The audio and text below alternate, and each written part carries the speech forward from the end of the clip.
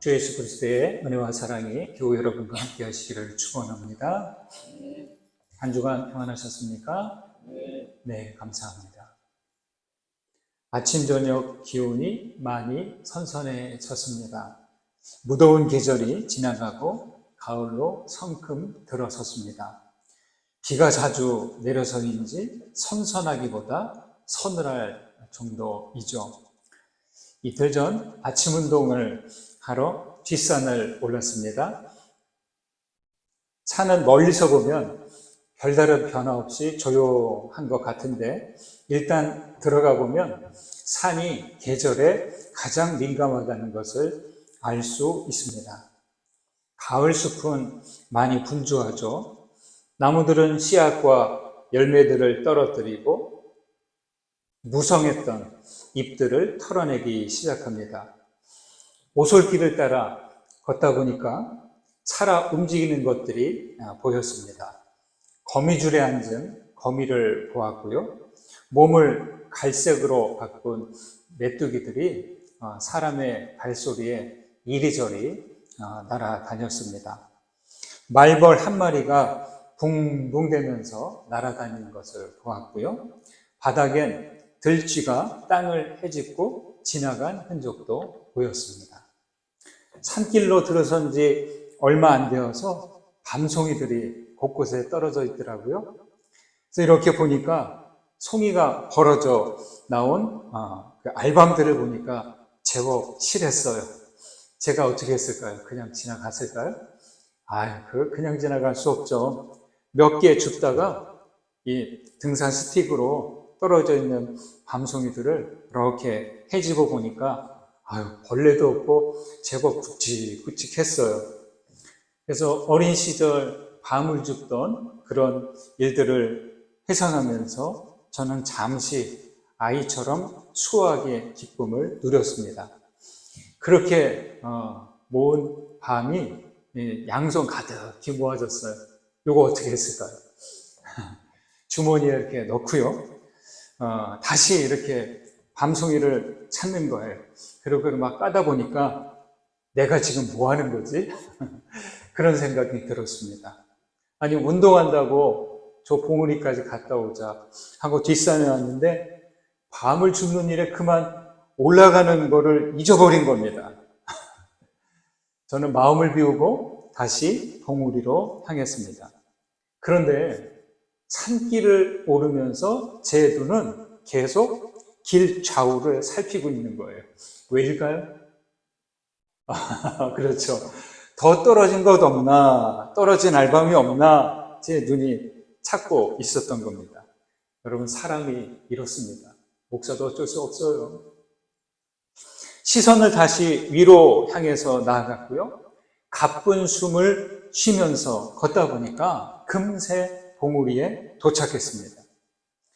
봉우리에 서면 시선은 더 이상 땅바닥을 향하지 않습니다. 넓은 하늘이 한눈에 들어왔고요.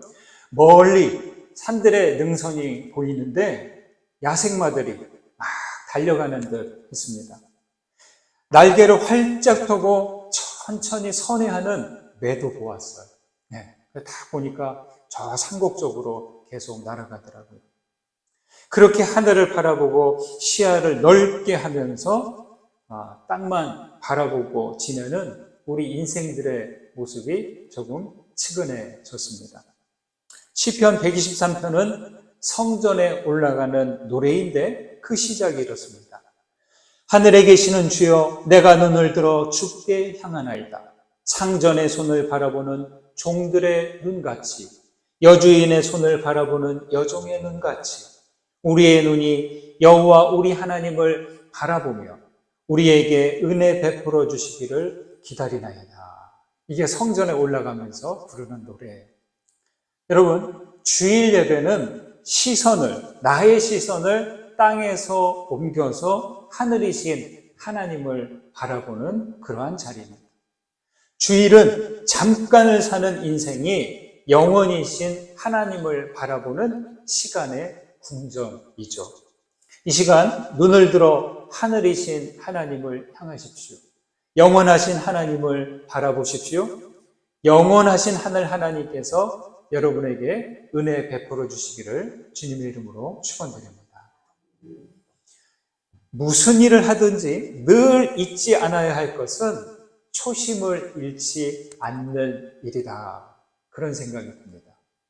음식점을 운영할 때, 다른 것도 마찬가지지만 음식점을 운영할 때 음식의 맛을 처음과 다르지 않게 일정하게 유지하려면 재료를 아끼지 않고 정해진 조리법을 따라 준비해야 합니다. 사람들은 조리사가 바뀌고 조리법이 조금만 달라져 재료가 조금만 바뀌어도 금세 알아차리죠. 사람의 요 혀끝은 눈보다 더 정확하죠.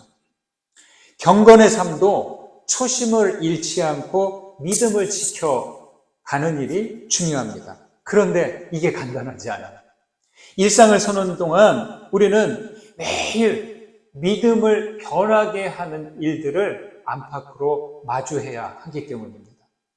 신앙의 초심을 잃지 않기 위해 우리가 유의해야 할 일은 무엇일까요? 3절과 5절을 먼저 보시겠습니다. 3절 있습니다. 누구든지 다른 교훈을 하며 바른 말, 곧 우리 주 예수 그리스도의 말씀과 경건에 관한 교훈을 따르지 아니하며 5절 마음이 부패하여지고 생각하는 자들의 다툼이 일어나느니라. 초대교회 신앙인들은 끊임없이 다른 교훈들이 섞이곤 합니다. 헤테로 디다스칼레이라고 합니다. 헤테로, 다르다. 헤테로, 다르다는 뜻이에요. 다른 교훈은 진리가 희석되는 정도가 아니라 성분이 달라지는 거예요. 진리를 희석할 뿐만 아니라 진리를 변질시키는 교훈입니다. 그런데 이 다른 교훈이 진리를 전체를 바꾸는 게 아니에요. 약간만 다른 것을 첨가합니다. 그러면 진리가 바뀌는 거예요. 여러분, 우리 사람과 유인원의 염색체, DNA가 얼마나 일치하는지 아십니까? 유인원 98%의 염색체가 동일합니다. 단 2%, 어떤 경우는 3% 정도의 아주 약간의 염색체가 달라요. 그 다른 것이 우리 인간과 유인원의 지금의 모습을, 다른 모습을 드러냅니다. 그와 같이 다른 교훈은 전부가 아니라 약간만 달라도 전부가 달라질 수 있는 거죠. 다른 교훈이 복음에 섞이면 어떻게 될까요? 바른 말을 따르지 않습니다. 다른 교훈은 그리스도의 말씀과 경건에 관한 교훈을 따르지 않습니다. 다른 교훈이 섞이면 교만하여 알지 못하고 변론과 언쟁, 투기와 분쟁, 비방과 악한 생각이 일어납니다. 마음이 부패하여지고 진리를 잃어버려서 경건을 이익을 위한 수단으로 생각합니다. 그게 4절, 5절의 이야기입니다. 이렇게 되면 어떻게 될까요? 공동체 구성원들이 필히 다툼을 일으키게 되어 있습니다. 여러분, 진리가 빠지면, 진리가 다른 교훈으로 뒤섞이면 다툼으로 일어납니다. 우리 복음 진리의 알점은 뭔가요? 그리스도의 사랑과 십자가의 길입니다. 여러분, 우리가 전부를 알지 못해도 이것만은 잃지 마세요. 내가, 그리고 우리 공동체가 변하지 않으려면, 변질되지 않으려면 그리스도의 사랑과 십자가의 길, 이 두 가지를 놓치면 안 됩니다. 다른 교훈은 예수님의 사랑과 십자가의 길을 인정하지 않습니다. 그 길을 따르지 않습니다. 여러분, 복음을 이야기한다고 해서 다 복음이 아니에요. 십자가를 들고 다닌다고 해서 다 복음이 아니라 십자가의 길을 가야 하고 자기를 부인하고 자기를 대속물로 주신 예수님처럼 우리도 대속의 삶을 살아가는 거죠. 다시 말해 예수를 믿음은 예수 그리스도처럼 지난주에 말씀드렸죠. 우리가 징검다리 하나가 되는 겁니다. 그러나 다른 교훈은 예수 사랑과 십자가의 길로 가지 못하도록 가로막습니다. 내 믿음의 선택, 우리 교회의 믿음의 선택을 사랑과 십자가의 길에 근거하지 않고 그 길로 가지 못하고 그걸 가로막는다? 그 부분이 아니죠. 5절은 다른 교훈에 이끌린 사람들의 그 끝을 이렇게 말하죠. 마음이 부패하여지고 진리를 잃어버렸다. 여러분, 진리를 잃어버리지 않도록 주의하십시오. 진리를 잃어버리면 그때부터 마음은 부패하기 시작합니다. 우리 신체에서 특히 장기의 오장육부에서 중요한 두 가지가 있습니다. 신장과 간입니다. 다른 것도 다 중요하지만 특별히 신장과 간에는 많은 혈액이 지나갑니다. 혈관이 아주 미세하게 간과 신장에 지나가는데 그 지나가면서 어떻게 되냐? 내 몸에 있는 노폐물과 독성 물질을 여기서 걸러내고 해독합니다. 우리의 마음은 이와 같은 기능을 합니다. 감정의 노폐물, 탐욕과 미움과 두려움 같은 독성 물질이 우리 마음에 쌓여요. 쌓이면 쌓일수록 어떻게 돼요? 우리 마음은 독해지는 거죠. 마음이 아프게 되는 거예요. 그대로 두면 어떻게 돼요?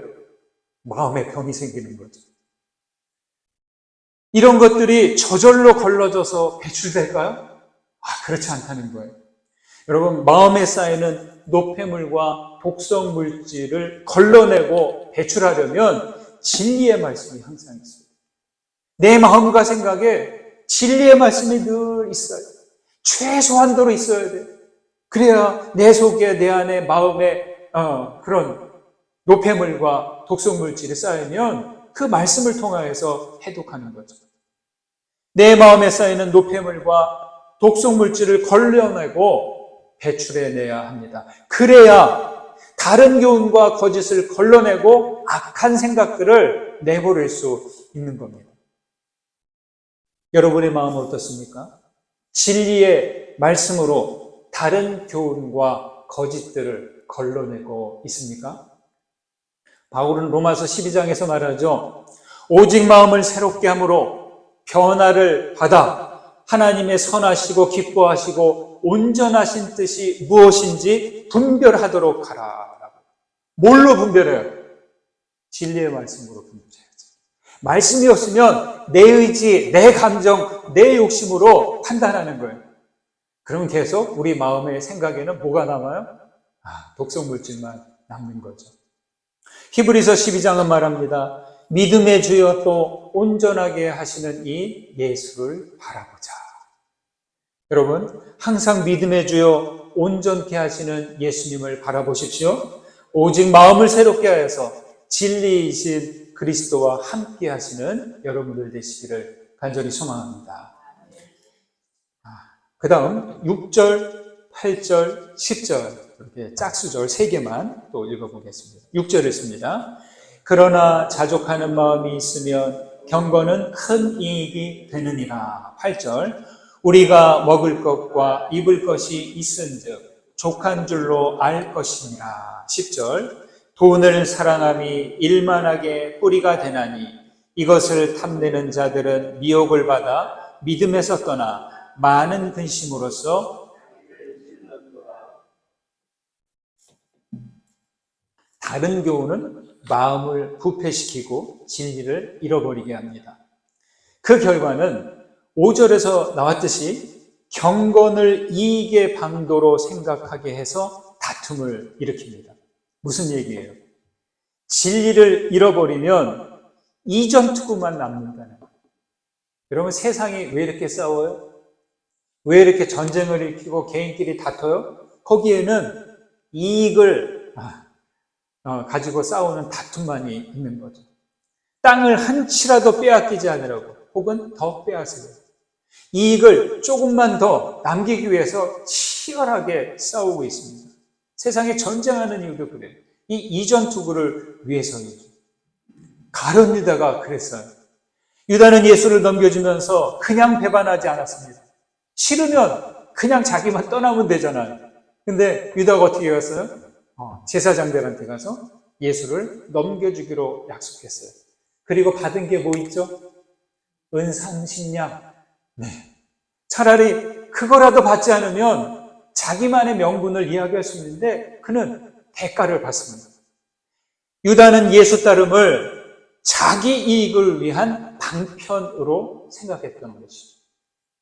그런데 진짜 경건을 통해 큰 이익을 얻으려면 딱 한 가지가 있어요. 바울이 말합니다. 자족하는 마음이 있게 하는 겁니다.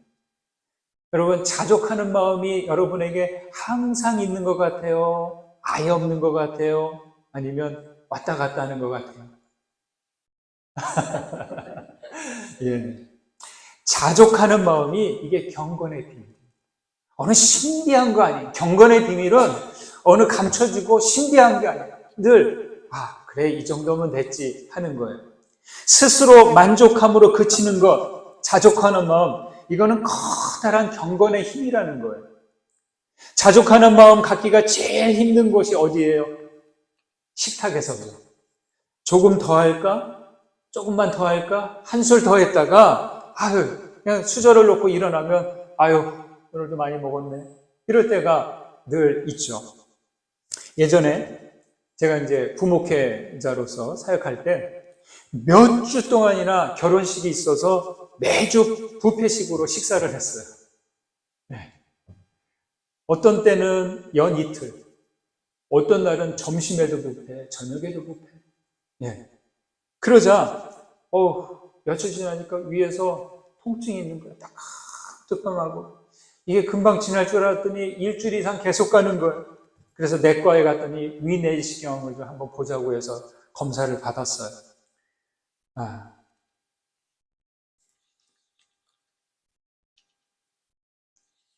검사 결과는 어떻게 됐을까요? 목사님 위염이 생기셨네요. 당분간 좀 약을 드셔야 되겠어요. 이렇게 하는 거예요. 그래서 제가 올 것이 왔구나. 그래서 이제 약을 먹고 이제 회복이 됐는데, 그리고 의사 선생님이 저에게 한마디 하셨어요. 내시경을 하고. 목사님, 보기보다 위가 크시네요. 제가 위대한 사람으로 불렸습니다. 그런데 사람의 위가 큽니까? 안 커요. 가만히 빈 속에 있을 때는, 공복에 있을 때는 자기 주먹만큼 됩니다. 이게 음식이 들어가면 이렇게 늘어지고 커지는 거죠. 그러나 음식이 빠져나가고 나면 다시 본래 자리로 내려가는 건데, 자주 과식을 하니까 이게 늘어진 채로 그냥 있는 거예요. 목사님, 보기보다 위가 크시네요. 라는데, 이 말은 과식을 해서 위장이 많이 늘어났으니까 좀 절제하세요, 소식하세요, 그런 이야기죠.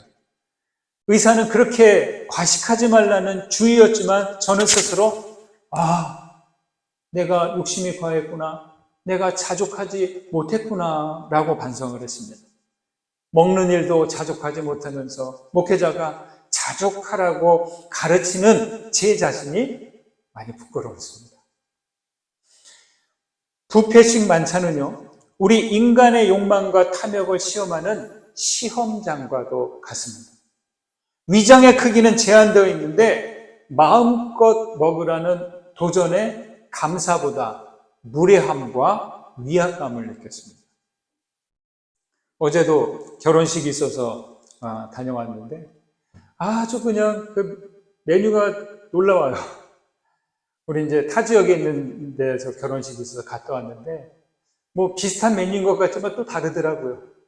늘 접시를 들고 다 거기에 있으면 내가 여기 있는 것을 다 하나씩 맛봐야지. 하지만 얼마나 먹겠습니까? 그죠? 네. 그래서 이제 배가 포만감이 생기면서 이제 그만할까? 또 먹지 못한 게 있으니까 한 번 더 가볼까? 하고 다 그 자리에 서면 여기에 포만감은 잊어버려요. 여러분, 사람이 이래요. 여기에 지금 음식이 차 있는데도 접시를 들고 쭉 돌아다니다 보면 잊어버리는 거예요. 뭘 더 먹을까? 이럴 때 이 뱃속에서 좀 소리가 났으면 좋겠어요. 이제 그만이라고. 그게 안 됩니다. 그래서 저는 이제 뷔페 식당에 갈 때 식사 기도를 드리는데, 주님, 이 음식을 주셔서 감사합니다 라고 기도하지만 뷔페 식당에 가면 한 줄 더 붙여요. 주님, 이 음식 주셔서 감사합니다. 그러나 과식하지 않는 시험에 들지 않게 하소서 라고 말이죠. 여러분은 이런 기도 안 하세요? 네, 죄송합니다. 저만 그렇군요. 7절에서는 아무것도 없으니 아무것도 갖고 가지 못한다라고 하고, 8절에서는 먹을 것과 입을 것이 있다면 족한 줄로 알라고 합니다. 잘 아는 말씀이고 상식과도 같은 말씀이죠. 그렇지만 실제 몸과 마음은 조금 더, 하나만 더 하면서 그쪽으로 따라갑니다. 모세가 하나님께 간절히 기도했습니다. 요단을 건너 약속의 땅에 들어가게 해달라고 간구했는데 하나님은 어떻게 말씀하셨어요? 단호하게 그만해도 족하다라고 했어요. 네. 너는 됐다. 그만해도 족하다. 바울은 자기 육체의 가시를 고쳐달라고 간절히 간구했지만 하나님은 내 은혜가 내게 족하다라고 응답하셨어요.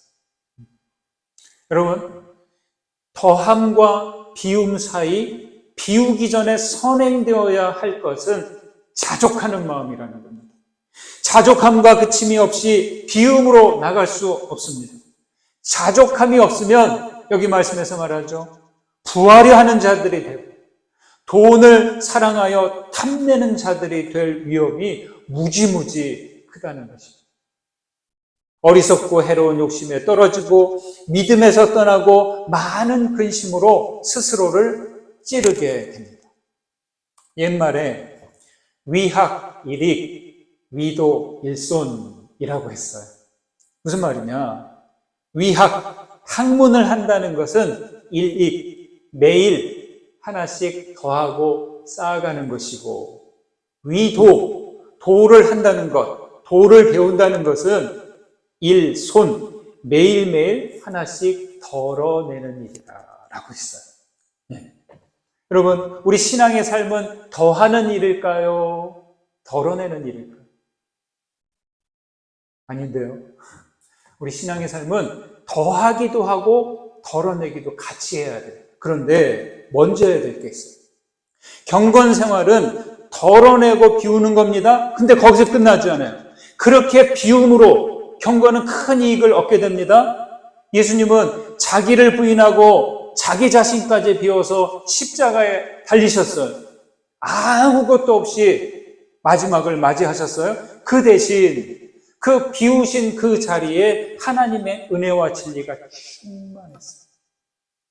여러분, 제가 전에 한번 말씀드린 적이 있는데, 물잔에 물을 반만 채워요. 그럼 빈자리가 얼마큼 있어요? 반이 있죠. 근데 물잔에 물을 가득 채워요. 그럼 빈자리가 얼마나 돼요? 없는 거예요. 그러나 물잔에 물을 한 10분의 1 정도만 채우면 10분의 9가 빈자리예요. 바로 이거예요. 우리가 나 자신을 비우면 비울수록 그 빈자리에 하나님의 은혜와 진리가 충만하는 거예요. 금요일 새벽에 이 말을 소개해 드렸습니다. 물질에 매이는 마음과 물질을 모으는 몸은 가만두고 마음을 비워두자. 그래야 하나님이 들어오신다. 이렇게 말했습니다. 네. 다석 유영모 선생님의 말인데 우리 성경 말씀과 그대로 맞아요. 그러면 하늘의 것으로 더하기 전에 내 안에 있는 땅의 것들을 비우시는 거예요. 네. 완벽하지 못하더라도 매일 하나씩 기도 가운데 땅의 것들을 내 마음에서 비워 가시는 것이죠.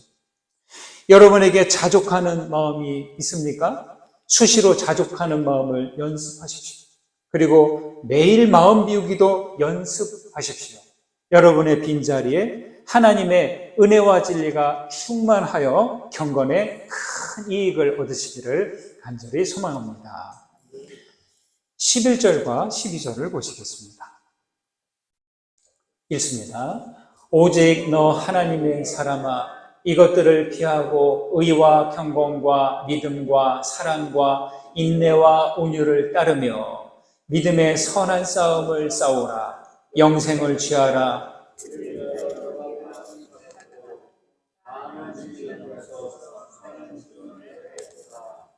따라오실까요? 너 하나님의 사람아, 믿음의 선한 싸움을 싸우라. 여러분, 전쟁터는 뭐 하는 데죠? 싸우는 데. 거기서 상대를 이기려면, 아니 최소한 내가 살려면 뭐가 있어야 돼요? 무기가 있어야 되고, 장비가 있어야 되고, 전략과 전술이 있어야 되고, 그 외에 모든 수단과 방법을 가리지 않고 있으면 갖추고 싸우면서 이겨야 됩니다. 이런 싸움은 쏘고 찌르고 베어서 생명을 죽이는 일이죠. 세상의 싸움 방식은 수단과 방법을 가리지 않고 상대를 쓰러뜨리고 없애버리려고 합니다. 다시 일어나지 못하도록 철저히 짓밟아 버립니다. 그런데 믿음의 싸움 방식은 전혀 그렇지 않다는 거예요. 믿음의 싸움은 죽이기 위한 싸움이 아니라 살리기 위한 싸움이기 때문입니다. 여러분, 저는 그래서 마음이 아플 때가 참 많아요. 우리 그리스도인이라고 하는 사람들, 우리 예수 그리스도의 복음과 구원과 영생을 전한다는 그 기독교 어느 단체는 그 얘기하는 거 보면 죽이려도 달려드는 것 같아요. 저는 그건 아니라고 봐요. 싸움에서 이기는 방법이란 제목의 글이 있습니다. 제가 예전에 에베소서 강의할 때 소개해드린 적이 있는데, 햇볕 같은 이야기라는 우리 예화 사이트가 있어요. 거기에 이런 게 나와요. 싸움에서 이기는 방법. 들어보십시오. 이 세상은 빛과 어둠의 치열한 전쟁터입니다. 예수님을 믿는 빛의 사람들과 그 반대인 어둠 편에 선 사람들과의 싸움입니다. 어둠 편의 무기는 시기, 질투, 비방, 분냄, 수군거림, 좌절, 분노, 미움, 무례함, 거짓말, 과격함, 무기력함, 부정적, 소극적, 우울 같은 것들입니다. 이외에도 한도 끝도 없이 많겠죠. 빛에 속한 사람들의 무기는 기쁨, 사랑, 온유, 화평, 인내, 이해, 자비, 관용, 예의, 칭찬, 소망, 긍정적, 용서, 이해 같은 것들입니다. 어둠이 어둠의 무기로 공격해오면 빛의 사람들은 빛의 무기로 맞서야지 똑같이 어둠의 무기로 맞대응하면 백전백패로 깨집니다. 어둠이 무례함으로 공격을 하면 빛의 사람들은 최고의 예의로 대응하세요. 어둠이 두려움, 좌절, 분노로 공격을 하면 온유와 사랑과 기쁨으로 대응을 하세요. 어둠이 우울 바이러스를 살포하면 커튼을 활짝 열고 창문을 열어서 쨍쨍 햇볕으로 소독해 버리세요. 누군가가 나를 비방하고 거짓으로 모함하고 다닐 때는 억울해하거나 변명을 한다거나 똑같이 그 사람을 욕하지 말고 오히려 그 사람을 칭찬하고 자랑하고 다녀보세요. 그러면 나를 비방했던 사람은 깨갱입니다. 우리는 사람들은 누구의 말을 믿겠어요? 이게 싸움에서 이기는 방법이에요. 저는 우연히 이 글을 발견하고 무릎을 쳤어요. 그렇지. 신앙의 사람들이 세상과 싸워서 이기는 방법은 그들처럼 하면 안 되는 거예요. 어둠이 그들의 무기로 공격해올 때 빛의 사람들이 똑같이 어둠의 무기로 맞대응을 하면 백전백패로 깨지는 이유, 왜일까요? 저는 그렇게 봐요. 어둠의 사람들은 어둠의 무기를 잘 사용해요. 그렇게 해도 그들은 양심의 가치가 없어요. 그런데 빛의 사람들이 어둠의 무기를 사용하면 잘 사용 못해요. 우리는 마음에 믿음이 있고 성령이 있고 그렇기 때문에, 양심이 있기 때문이죠. 무기를 사용하는 사람의 지배를 받는데 이 어둠의 무기는 위험한 게 있어요. 반대로 어둠의 무기를 사용하는 사람들을 조종합니다. 그 인격을 파괴시킵니다. 그 영혼을 타락시킵니다. 여러분, 우리는 빛의 사람들입니다. 빛의 사람들은 빛의 무기를 사용해야 합니다. 따라해 보실까요? 믿음의 선한 싸움을 싸우라. 바울은 이를 위해서 바로 앞에서 말하죠. 이를 위해 의와 경건과 믿음과 사랑과 인내와 온유를 따르라 라고 합니다. 그렇게 해서 영생을 누리게 되고 그렇게 살아감으로 하나님 나라와 복음이 증거되고 증인이 되는 거죠. 여러분, 오직 마음을 새롭게 함으로 진리이신 그리스도와 함께 하십시오. 자족하는 마음과 빈 마음에 하나님의 은혜와 진리를 채우고 믿음의 선한 싸움을 싸워서 믿음의 최후 승리를 얻는 여러분들 되시기를 주님의 이름으로 축원드립니다. 받은 은혜 생각하면서 거듭의 기도 드리십니다. 하나님, 이 시간 눈을 들어 주님께 향하고 주님을 바라봅니다. 영원하신 주님을 바라오니 하늘의 은혜로 채워 주옵소서. 다른 교훈을 전하고 다루는 자들은 마음이 부패할 것입니다. 마음을 새롭게 하여 진리이신 그리스도와 함께 거하게 하옵소서. 주여, 자족하는 마음과 함께 매일 덜어내고 비울 때 우리에게 주님의 영으로 충만하시기를 원합니다. 주여, 서로 짓밟고 빼앗고 죽이는 세상을 살아가는 우리에게 어둠을 상대할 수 있도록 빛의 무기를 들고 믿음의 선한 싸움을 싸워 승리하게 하옵소서. 예수 그리스도의 이름으로 기도드립니다. 아멘.